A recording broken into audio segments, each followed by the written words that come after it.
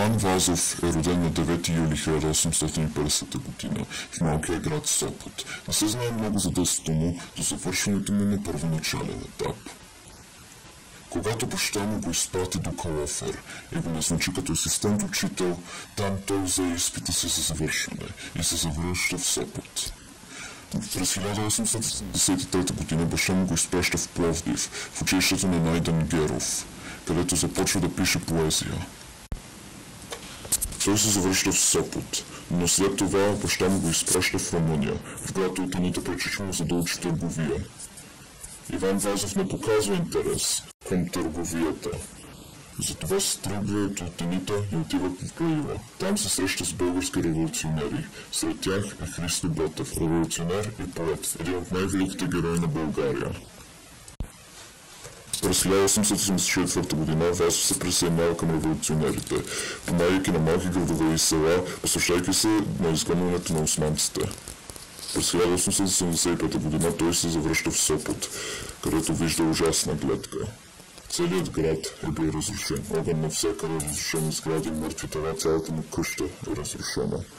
И не открива никога от семейството си там. Поради тази причина заживява изцяло за свободата на родината. Отива при революционерски комитет, където среща Васил Левски, който е успял да избяга от османците. Двамата се сприятеляват и стават като братя. Вазов дори пише в писмо: "Все едно съм намерил мой изгубен голям брат." Той вижда в Левски не само брат, а и учител. Един ден, на 20 април 1874 година, в България избухва въстание срещу османската власт. Въпреки че Левски е против въстания по това време. Априлското въстание е потушено. Това дава на Русия повод да започне военни действия срещу Османската империя в българските земи. Следващата година Васил Левски и Вазов участват в решителната битка за Шипка, но в нея се случва трагедия. Васил Левски пада прострелян в битката. Вазов няма време да скърби. Битката продължава. Патроните свършват и се налага да хвърлят тела и камъни. Българите дават много жертви, но подпомогнати от руснаците успяват да победят към края. След битката много от войниците виждат Иван Вазов да седи до труп при единственото дърво на бойното поле. Вазов се завръща от битката. Иван Левски получават статута на герои. Хората предлагат на Вазов да стане първият цар на България след освобождението. Той първоначално няма интерес, но след време приема. Докато е цар, той помага за съединението на княжество България и Източна Румелия. И в Първата Балканска война, където България получава територия на юг, достъпвайки излаз на две морета. Много от генералите му посъветват България да превземе областта Македония, защото много българи живеят там. Вазов им позволява, почвайки Втората Балканска война.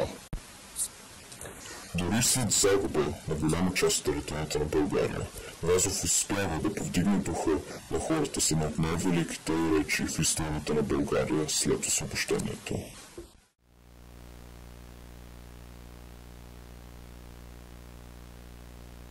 Уважаеми, скъпи, близки до сърцето ми, мои сънародници, съграждани и братя българи!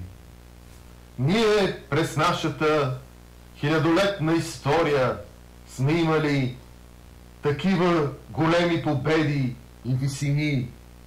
Имали сме културни и политически достижения, но в нашата история като сиво петно стои и един много дълъг период от време, който за нас беше истински кошмар. Това са тези 500 години, цели 5 века на турско робство. Но макар за такъв дълъг период от време ние да бяхме били роби, българският порив към свобода никога не увяхна. Той никога не се изпепели в огнището на историята. Българският кораб не корабокрушира до степен, че да не може да се съвземе и отново да тръгне по моретата и по пътя на прогреса и благоденствието. Така, уважаеми българи, искам да ви кажа, че вашата гордост никога не трябва да бъде сломявана. Тя никога не трябва да пада, дори в тежки моменти, защото винаги ще помни, че българският дух може да възкръсне като феникс от пепелта. Така и когато беше потушено така скръбното за нас, но и толкова достойно и мощно априлско въстание, нашите души не позволиха на печалта и унинието да ги обземе за дълъг период от време. Точно напротив, българският дух стана още по-мощен и още по-дръзко се отправи към единствената посока и заветна цел – нашето българското освобождение. Какво, драги сънародници, братя българи, аз искам да ви кажа с моите слова, които никога не са достатъчни и дори във времето да съм успял да ги развия в един истински патос и едно възвишение на българския език, в едно благозвучие, което да успявам да редя букви по букви и мелодията да строи от мен и да ви радва с тази божествена мелодия на българският език.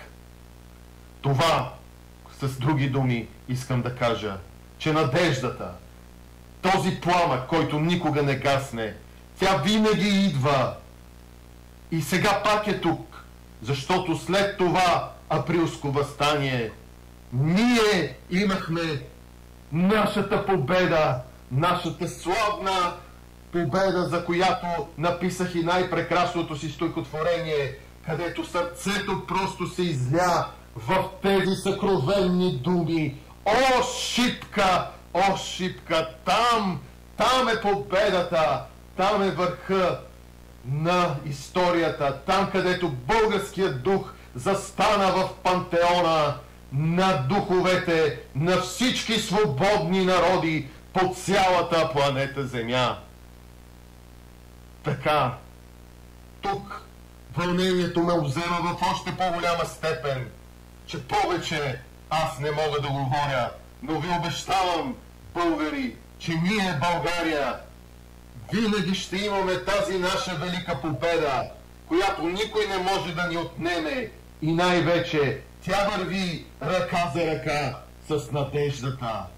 Надеждата, която ние никога няма да загубим. Дързайте, българи!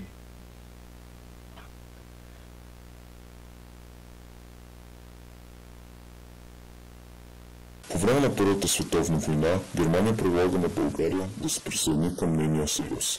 В замяна на помощ срещу Сърбия. Но Вазов отхвърля предложението и отива на страната на Русия. Когато войната свърши, България възвръща част от територията си. Това е победата, за която Вазов обеща. Вазов продължава с неговото писане.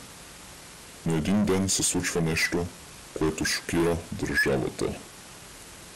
На 21 септември 1921 година, докато Вазов се разхожда, един мъж го застрелва. Вазов пада до едно дърво и изчезва. Свидетели на покушението съобщили, че след като Вазов е вече паднал, силна светлина ги засълбява всички за секунда. След това никъде не го намират. Цялата държава изпада в паника, но няколко часа по-късно един жител намира Вазов на улицата. Неговите съветници го бързаха да се върне и да продължи царските му задължения. Иван Вазов отговаря: аз не съм цар на България. Такъв е Борис III. След време решават, че заради куршума към главата Вазов е получил амнезия. Но въпросът е как е оцелял. На следващия ден Вазов умира от сърдечен удар. До ден днешен никой не знае какво наистина се случи с Вазов и как оцелява, но никой няма да го забрави. Той не е само цар на България, но и цар на литературата. Правейки много известни романи,